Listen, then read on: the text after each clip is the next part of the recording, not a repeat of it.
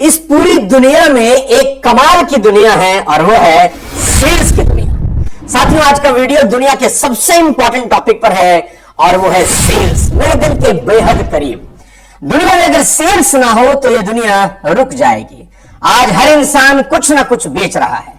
नौकरी वाले लोग अपना टाइम बेचते हैं और प्रोफेशनल्स अपना टैलेंट। आज 20 साल से ज्यादा हो गए सेल्स में। हजारों या शायद लाखों सेल्स वर्कशॉप कंडक्ट करी हैं। 150 से ज्यादा कॉर्पोरेट इवेंट्स कर चुका हूं। हिंदुस्तान की करीब करीब टॉप मोस्ट सभी कंपनीज के लिए प्रोग्राम किए हैं। आज उन्हीं 20 सालों का निचोड़ इस वीडियो में आपको दूंगा। दिल थाम के बैठिएगा। आज सबसे पहले समझते हैं कि सेल्स बोलते किसको हैं। सिंपल फॉर्मूला दूंगा आज आपको। दो चीजें बताना चाहता हूं। किसी भी प्रोडक्ट को बेचने के लिए सबसे ज्यादा इंपॉर्टेंट दो फैक्टर हैं। Number 1 product knowledge, number 2 product conviction. अगर ये दोनों की कंप्लीट जानकारी आपके पास है तो आप सेल्स मैच्योर कर सकते हैं। Product knowledge plus product conviction is equal to sales. साथियों, जो माल आप बेचना चाहते हैं या बेचने जा रहे हैं बाजार के अंदर, आपको उस माल की नॉलेज कितनी है, उस प्रोडक्ट की नॉलेज कितनी है और उस प्रोडक्ट में आपका पर्सनल कितना कन्विक्शन है। अगर ये दोनों चीजों का कॉम्बिनेशन है तो आप दुनिया में कोई भी प्रोडक्ट बेच सकते हैं। सेलिंग किसको बोलते हैं मैं बताता हूं। सेलिंग इज नथिंग, कुछ नहीं है selling but transfer of enthusiasm from the seller to the buyer. आप में जो एनर्जी है, जो आप में एक्साइटमेंट है, जो उत्साह है, आप बायर को ट्रांसफर कर पा रहे हैं या नहीं। अगर आप कर सकते हैं आप सेल्स कर सकते हैं। अगर आप वो एंथुसियाज्म ट्रांसफर ना कर सके आप जिंदगी में कभी सेल्समैन नहीं बन सकते। Always remember my words ladies and gentlemen, if you sell something that you don't believe in, you are not a good professional. आप कुछ ऐसा माल बेच रहे हैं जिस पे आपको खुद को ही ट्रस्ट नहीं है, आप एक अच्छे सेल्समैन नहीं है। You are cheating people. Ladies and gentlemen, मुझे लगता है this is one of the highest paid profession in the world, is the profession of a commission sales person. कई बार मेरे दोस्त, मेरे लोग, मेरे साथी मुझसे पूछते हैं कि सोनू सर, अगर कोई जिंदगी का रिवाइंड बटन होता और 20 साल आप वापस लौट सकते और जीवन फिर से शुरू करने का मौका मिलता तो कौन सा प्रोफेशन चुनते? क्या डॉक्टर बनते और इंजीनियर, लॉयर, चार्टर्ड अकाउंटेंट? मैं इन सब प्रोफेशन की बहुत इज्जत करता हूं, पर अगर मुझे अपना प्रोफेशन फिर से चुनने का मौका मिलता तो मैं कमीशन सेल्समैन बनना पसंद करता और अपने करियर की शुरुआत थोड़ा और पहले करना पसंद करता। मैं कमीशन सेल्समैन बनता, ना कि सैलरीड सेल्समैन, क्योंकि कमीशन सेल्समैन अपनी मंथली इनकम खुद डिसाइड कर सकता है और वो कहता भी है कि pay me nothing if I do not produce. मुझे मत पैसा दो अगर मैं काम नहीं कर पाया। He understands that in life results are rewarded, efforts are not. इससे कोई फर्क नहीं पड़ता कि आपने कितनी बार मैच में 99 रन बनाए, कोई भी आपको एक ग्रेस रन कभी नहीं देता, वो भी आपको मेहनत से बनाना ही पड़ता है। साथियों, 20% of the sales people all over the world understand that if they work hard this profession can pay the best in the world. वो समझते हैं कि अगर वो मेहनत कर गए तो इससे बेस्ट प्रोफेशन उनकी जिंदगी में दूसरा नहीं है। It is a learned profession. Every profession needs specialisation. सीखने वाली कला है। एक आर्किटेक्ट ब्रेन सर्जरी कभी नहीं कर सकता, एक डॉक्टर कंस्ट्रक्ट नहीं कर सकता बिल्डिंग, डॉक्टर्स को मेडिकल कॉलेज जाना ही होता है, इंजीनियर को इंजीनियरिंग कॉलेज जाना ही होता है। लेकिन सेल्स की सबसे बड़ी समस्या यह है कि देश में कहीं भी सेल्स के लोगों के लिए कोई प्रोफेशनल एजुकेशनल प्रोग्राम नहीं है। इसीलिए अच्छे सेल्समैन ढूंढना बेहद मुश्किल है। आज आपको सेल्स की सबसे धमाकेदार वीडियो देने जा रहा हूं। 5 टिप्स दूंगा अपने 20 साल के एक्सपीरियंस से, जिसको सुनकर आप सेल्स के बादशाह बन सकते हैं। So try to make notes as much as possible guys. Today don't trust your mind. तो चलिए शुरू करते हैं आज की सेल्स का सबसे बड़ा वीडियो।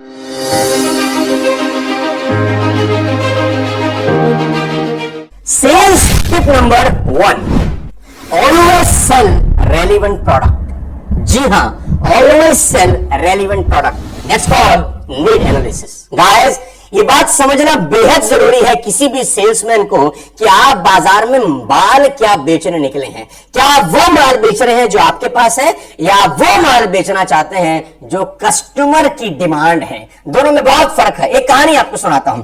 एक महिला लाल किले से तोता खरीद के लाई। ध्यान से सुनिएगा, आपको फंडा क्लियर हो जाएगा कि नीड एनालिसिस किसको बोलते हैं। एक महिला लाल किले से तोता खरीद के लाई। नॉर्मल तोता 2000 का था, लेकिन ये तोता लेडी को 20,000 रुपए का मिला। तो महिला ने पूछा कि बाकी तोते 2000 के, ये 20,000 का क्यों? तो उस आदमी ने, दुकानदार ने कहा कि मैडम ये तोता बोलता है, आप घर ले जाइए, बोलेगा मन बहलेगा। अच्छा, तो 20,000 का तोता लेके वो महिला घर पहुंची। पूरा दिन मिठू मिठू करती रही, लेकिन तोता न बोला। अगले दिन गुस्से में दुकानदार के पास गई और बोली, आपका तोता बोलता नहीं, आपने हमें ठग लिया। बोला, नहीं मैडम, बात ऐसी है कि यहाँ बड़े पिंजरे में था, आपका पिंजरा छोटा है, तोते को अच्छा नहीं लग रहा, फील नहीं आ रहा, आप बड़ा पिंजरा खरीदिए। अच्छा, बड़ा पिंजरा खरीदा और तोते को बड़े पिंजरे में डाल दिया। पूरा दिन वो महिला मिठू मियां करती रही, लेकिन तोता ना बोला। लेडी बहुत गुस्से में दूसरे दिन फिर लाल किला गई। बोला, भैया आपके कहने से हमने पिंजरा बदल लिया, लेकिन तोता नहीं बोलता, अब क्या करें? उसने बोला, मैडम बात ऐसी है कि यहाँ पर ना उस पिंजरे के अंदर एक बहुत शानदार झूला लगा हुआ था। तोता झूले पर बैठता था, झूलता था, उसको बड़ा मजा आता था, बोलता था। तो आप एक काम करिए, बाजार से एक झूला खरीद के उस पिंजरे में लगाइए, तोता झूलेगा, मन बहलेगा, बोलेगा। अच्छा, झूला खरीदा और उस पिंजरे में टांग दिया। पूरा दिन मिठू मियां करती रही, लेकिन तोता न बोला। गुस्से में फिर गई कि भैया पिंजरा भी ले लिया, झूला भी लगा लिया, लेकिन तोता नहीं बोलता, तुमने हमको चीट किया क्या? बोला, नहीं मैडम, एक ट्राई और मारिए कि एक काम करिए, एक सीढ़ी खरीदिए। तोते को ऊपर नीचे होने की बड़ी आदत होती है। एक बार सीढ़ी लगाएंगी, ऊपर नीचे होगा, मन बहलेगा, जरूर बोलेगा, ट्राई करिए। अच्छा जी, सीढ़ी खरीदी, अब की पिंजरे में सीढ़ी लगाई गई। पूरा दिन निकल गया और तोता ना मिला। फाइनली वो लेडी गुस्से में अगले दिन लाल किला पहुंची। दुकानदार ने महिला को आते हुए देखा, बड़ी खुशी के साथ पूछा, क्या तोता बोला? बोला, जरूर बोला, लेकिन बोलते बोलते ही मर गया। मर गया? हाँ। क्या बोल रहा था मरने से पहले? बोला, इतनी ही बात बोल रहा था कि जहां से ये पिंजरा, जहां से ये झूला, जहां से ये सीढ़ी खरीद के लाती है मैडम, वहां कुछ खाने का मिलता है क्या? Guys, that's called need analysis. आप माल वो कभी मत बेचिए जो आपके पास है। जी हाँ, माल वो बेचिए जो सामने वाले की जरूरत है।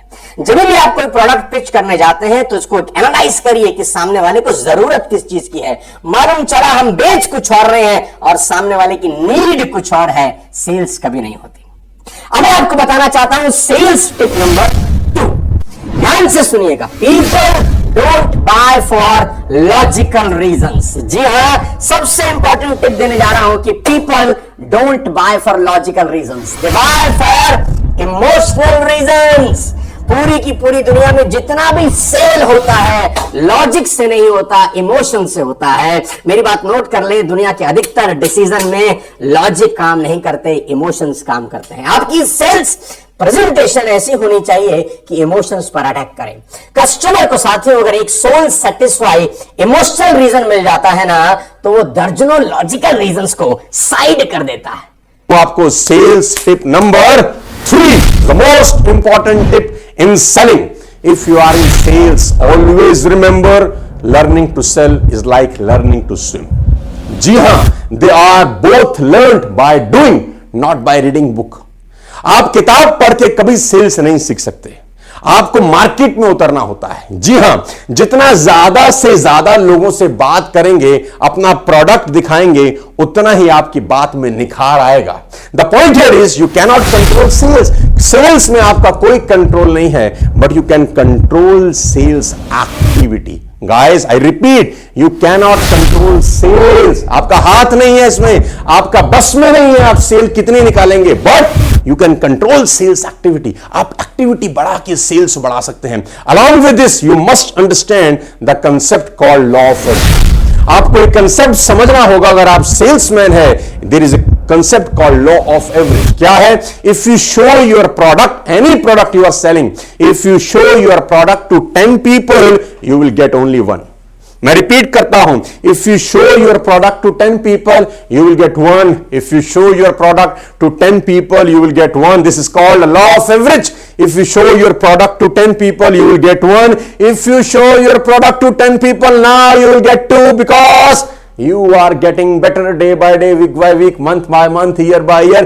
जैसे जैसे आप बताना शुरू करते हैं, ज्यादा लोगों से मिलते हैं, आपका लॉ ऑफ एवरेज अच्छा हो जाता है. एक दिन ऐसा आता है कि अगर आप 10 लोगों से अपने प्रोडक्ट की बात करते हैं तो 9 सेल्स आप मैच्योर कर सकते हैं. और अब मैं आपको देता हूं sales tip number 4.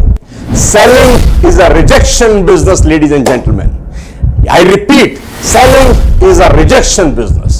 The greatest person in the world cannot sell 100%. The worst one might sell 1% by default. दुनिया में सबसे खतरनाक सेल्समैन भी 100 में से 100 लोगों को माल नहीं पहुंच सकता, और बिल्कुल नाकामयाब नाकारा लोग भी 100 में से 1 को तो बाय डिफॉल्ट माल बेच ही सकते हैं. साथियों, सेल्स की सबसे बड़ी बाधा क्या है जानते हैं? रिजेक्शन. आई रिपीट, सेल्स की सबसे बड़ी बाधा है रिजेक्शन. जब आपको रिजेक्शन फेस करने को मिलती है तो सबसे ज्यादा बुरा लगता है. किस बात का डर है? विरोध का, ना सुनने का. जैसे ही कोई व्यक्ति हमारा प्रोडक्ट लेने से मना कर देता है, चाहे वो कोई भी प्रोडक्ट हम बेच रहे हो, हमें दुख की अनुभूति होती है. बहुत दुख होता है, दिल पे ठेस पहुंचती है, और दुखी कोई होना नहीं चाहता. लेकिन सोचिए, क्या सचमुच में विरोध के बिना जीवन का अस्तित्व है? शायद नहीं. विरोध का मतलब है कॉन्ट्रास्ट, यानी एकदम विपरीत. कुछ इस तरह आप समझें कि मानो कक्षा में टंगा हुआ कोई ब्लैक बोर्ड हो. ब्लैक बोर्ड काले रंग का होता है, लेकिन उस पर सफेद चौक से लिखा जाता है. यही तो कॉन्ट्रास्ट है. सफेद रंग के बोर्ड पर सफेद इंक से लिख तो सकते हैं, पर पढ़ नहीं सकते. और लिखा तो इसीलिए जाता है साथियों, ताकि पढ़ा जा सके, नहीं तो लिखने का मतलब ही क्या है. इसलिए यदि लिखे को पढ़ा जाना जरूरी है तो कॉन्ट्रास्ट जरूरी है. इसी तरह जीवन को आगे बढ़ाना है तो विरोध जरूरी है. इस बात को अपने जहन में अच्छी तरह से उतार ले कि sales is a rejection job, और किसी व्यक्ति की ना को कभी पर्सनली ना ले. उसने आपके प्रोडक्ट या सर्विसेज के लिए ना करी है, आपको ना नहीं करी. यह इंपॉर्टेंट बात है, इसको समझना बेहद जरूरी है कि अगर आप सेल्स में हैं तो आपको ना से मोहब्बत होनी चाहिए. जी हां, अब मैं बताता हूं आपको सेल्स टिप नंबर 5. इसको बोलते हैं अपॉर्चुनिटी कॉस्ट क्लोज अप्रोच. जी हां, ये क्या बोला है? If you want to close a sale, show the buyer the reason for an urgency to buy and loss because of a delay. ये क्या बोला है?